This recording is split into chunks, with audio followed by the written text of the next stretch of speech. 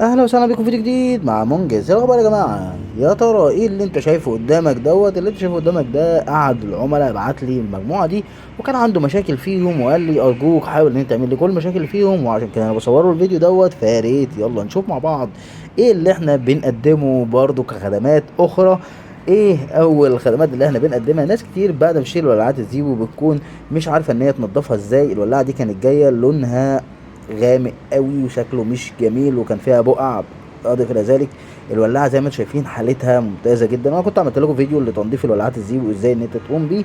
احنا قمنا بالتنظيف ده بالكامل، مش من بره بس، من بره ومن جوه. لو بصيت على الولاعه من جوه تحس ان الولاعه واو بقى حالتها جديده بفتيل جديد، والحاله الخارجيه والداخليه اصبحت ممتازه جدا جدا، والولاعه شغاله وبكفاءه تامه زي ما شايفين. الفتيل جديد ما تمسش.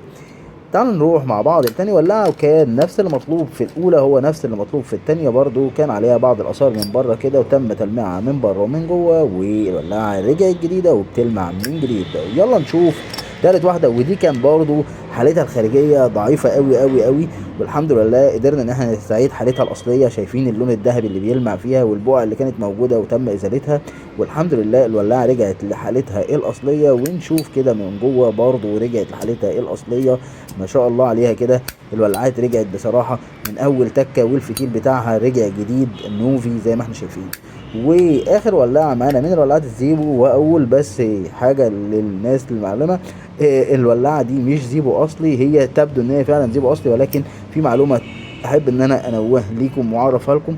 شايفين من جوه كده، احنا طبعا شايفين ان احنا الولاعه الفتيل بتاعها جديد وممتازه جدا ونضيفه وكل حاجه، بس شايفين الجزء بتاع الغطا ده، الجزء بتاع الغطا ده هتلاقيه مختلف عن الولاعات الزيبو، لان هنا الرق بتاعها ثابت على عكس الولاعه الزيبو. لو جيت بصيت كده في اختلاف واضح جدا في شكل الرق بتاعها. والرق اللي هو اللي مقصود بيه ايه؟ هو الجزء الداخلي الصغير ده اللي انت شايفه ده الرق بتاع الولاعه الزيبو، هو ده اللي بتسمع بسببه صوت التكه.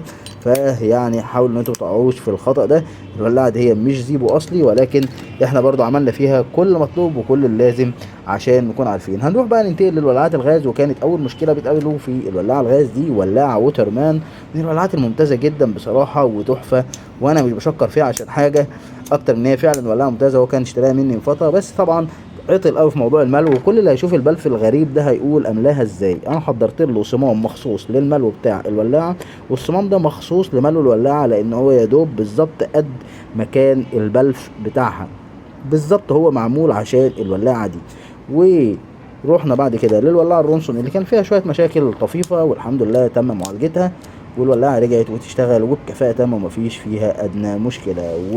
ورحنا بعدها للولاعه ستايل ديبو، والولاعه الستايل ديبو دي كان فيها مشكله اساسيه كانت مضايقاه جدا، وهو ان هو ما بيعرفش يفتح الغطا بتاعها. تم معالجه المشكله والحمد لله بقى سهل جدا ان احنا نفتح الغطا، لان احنا اضفنا دعامه كده في الغطا نفسه ودعامه في مكان فتح الغطا عشان يقدر ان هو يفتحه بسهوله ويقدر ان هو يقفله مره تانية بسهوله شديده جدا جدا جدا. وبكده انا قفلت الغطا بتاعها، مفيش ادنى مشكله في الولاعه، والولاعه شغاله وبكفاءه تامه ومفيش فيها ادنى مشكله. اما الولاعه الوترمان نقطه كمان مهمه، كان الترس ده كان مخلوع من مكانه، وكانت الولاعه فيها حاجات كتير محتاجه ان هي تتعدل. احنا عملنا كل التعديلات الممكنه. هندوس كده نرجع الغطا عشان نقدر ان احنا نغير الحجر، وبعد ما رفعنا كده ادي الحجر كده نقدر ان احنا نشيله ونقدر ان احنا نرجعه مرة تانية بالجفت او بصباعي كده. هقدر ان انا ادخل مكانه في المجرى دهيا ثانية كده. ودلوقتي معانا هنرجع نعرف ازاي نركب الحجر بتاع الولاعة الووترمان. هنضغط كده هنلاقي الجزء ده بيترفع اوتوماتيك على طول. هنجيب الحجر بالشكل ده، ادي حجر معانا صغير او كبير، اهم حاجه المقاس اللي هو الرفيع اللي قد المجرى بتاعته، وهندخل الحجر في المجرى بسهوله جدا كده.